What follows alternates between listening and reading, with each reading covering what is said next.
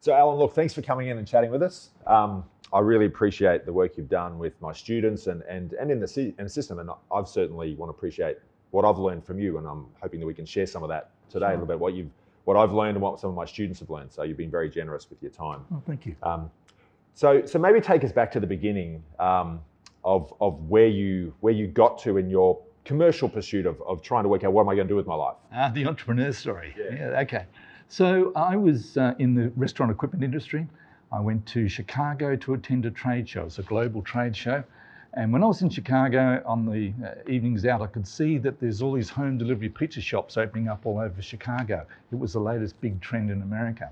And I went, wow, that'll come to Australia. And so I went and found the factory at the trade show that had these ovens that were approved by the major chains. And I negotiated the Australian rights for these pizza ovens. And so came back to Australia, got on a plane, went down to Sydney to see Pizza Hut, who were the biggest players in town, and said, are you guys going to get into home delivery like you do in the States? And they said, sure are. Would you buy these ovens? This is the spec sheets of what they look like and the approved. And they said, yep, sure will. What's your program? 3 months before we'll be ready to go. I said, great. Signed an order for 14 ovens, or one 40-foot container full of ovens. Came back, rang the factory, really excited. I got my first order. I've got a 40-foot container. I want to get underway for Pizza Hut. And they said, congratulations, wonderful news. That's 180,000 cash up front. I was like, hang on a minute, I've got Pizza Hut. You know, like they're not going broke. No, you're a new distributor, cash up front. Okay, so my partner and I, who was the engineer technical person for the team, we both mortgaged our houses to the hilt, borrowed off the aunties and uncles, did the whole 9 yards, right? Got the cash, sent it to America. 3 months later, the ovens arrive. I jump on the plane, go down to see Pizza Hut to organise the rollout. And so, look, we're getting trouble from the Sydney councils. They're taking a lot longer than we thought to get approvals to do these stores. We're going to be maybe 3 months late. Oh, God. So I get back and I thought, well, I'll go and see if I can sell some of these ovens to these mum and pup pizza shops, you know, because they were just a wonderful piece of technology. And you get to the pitch about how the labour saving was good and how energy savings were great, but you'd always get to how much? And it was $27,500. Well, the old baker style ovens they used to use in those days were $6,000. So they'd all say, piss off, I'm going to give it 27 grand. So each night I'm knocking on the doors trying to get an oven, and each week I'm starting to get letters from the bank saying, where's the interest and all the arrears for the money that you borrowed? And I kept on saying, oh, it's coming, but Pizza Hut keep getting delayed and delayed and delayed until finally I got to the stage where, you know, the demand is 14 days to repay the capital or you close down. So I suddenly thought, well, I'm stuck in a jam. Maybe if I go back to some of my hot prospects and said, listen, what about renting the oven for us? Because I thought if I could get the rent coming in, and that could pay the interest off at the bank and I can get a bit more breathing space until Pizza Hut comes online.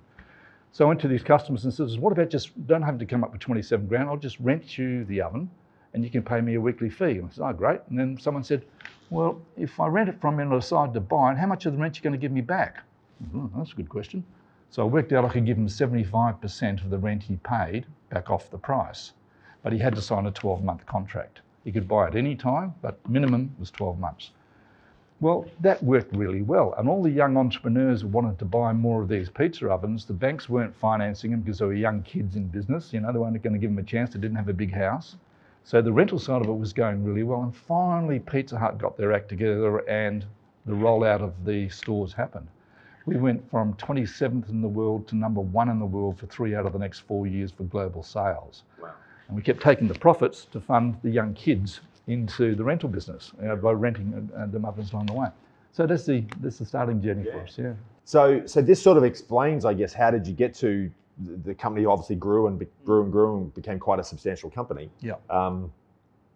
And in some ways, I guess what you're describing is in the early days, the rent to own sort of, which, you know, was obviously commercial and then became a private sector sort of thing for individuals.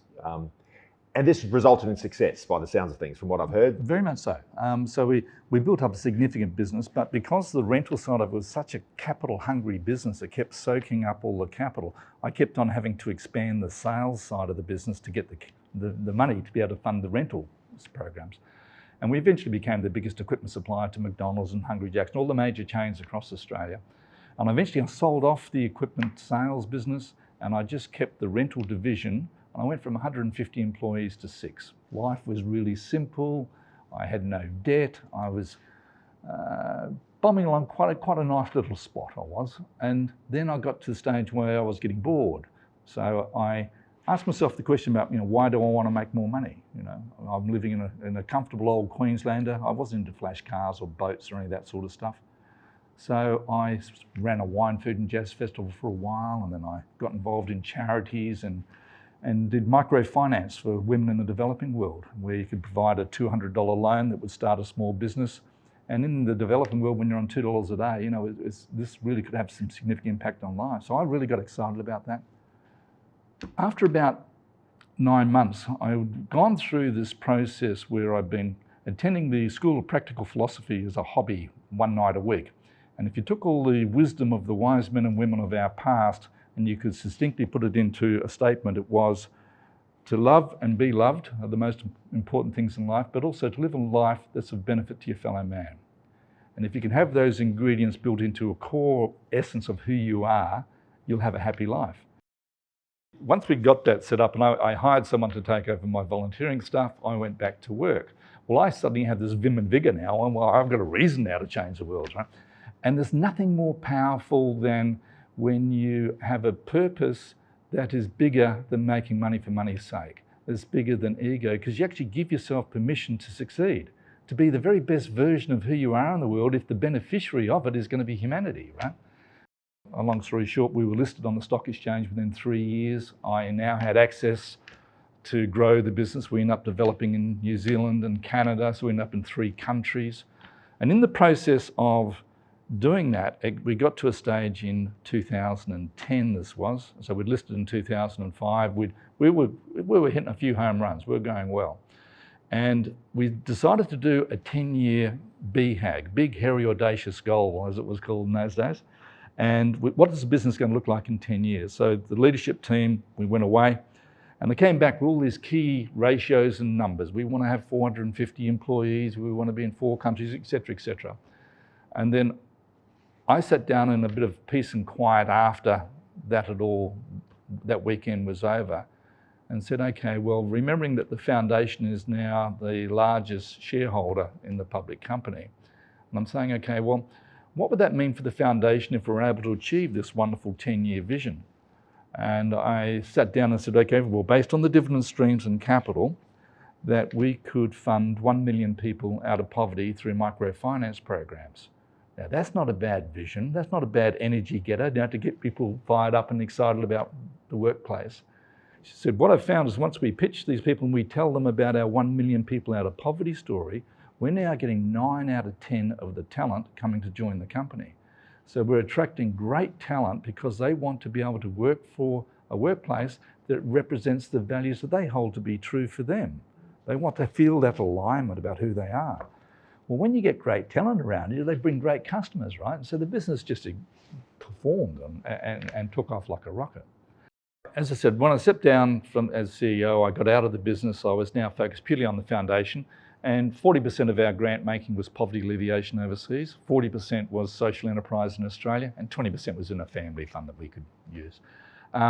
So I looked at the social enterprise sector saying, okay, what can we do to help grow that sector? And I realised that our capacity to make a difference was limited by the amount of money that we had to give away, because we needed more than what we had capable. So that means we're able to secure government funding where we got 20 odd million from the feds. We've got 100 million just recently been announced for social enterprise funding out of the federals. We then started working with Queensland and we got really, really lucky. We had a local MP in Toowoomba, David Janetsky, who joined the board of a social enterprise laundry. And he got inspired about what he saw was the outcomes from a commercial enterprise that was helping long-term unemployed people, refugees and mental illness issues and all that sort of stuff. He saw the outcomes. Well, he gets all fired up and becomes Treasurer of Queensland. And once he gets Treasurer, he's announced he's going to give $80 million over the next 4 years to develop up the social enterprise sector in Queensland. Now, that's huge. That's bigger than ever been done anywhere in Australia. And I was very fortunate that he asked me to chair the round tables for the advisory group to participate. I think what we're trying to do in Impact Academy is is partner that with an idea that is scalable, is an idea that's not just doing good, just for helping people. There's a lot of homeless people, there's a lot of people that are suffering, but trying to find this sustainable, this intersection between sort of innovation and empathy. These two things coming together, and I think that's what we're trying to do in Impact. And that's really what good social enterprise is all about. All right. So in the sense of we are serving a social purpose, so you've got that clear vision of the transformation you're wanting to bring into the world, but you're using the best of your commercial skills and logistical skills to be able to execute well. Because there's no point having grand visions and plans about what a future state can look like if you don't develop well the ability to execute it. It becomes a dream. All right, so we must be able to have skills developed around us to execute well, so the vision becomes a reality. Yeah, and that's the importance of it. I love that. And in some sense, what you're saying is you've got to have your head and your heart engaged simultaneously. Thanks so much for your time, Allan. That's been great. I've enjoyed it. Thanks, Gav. Great.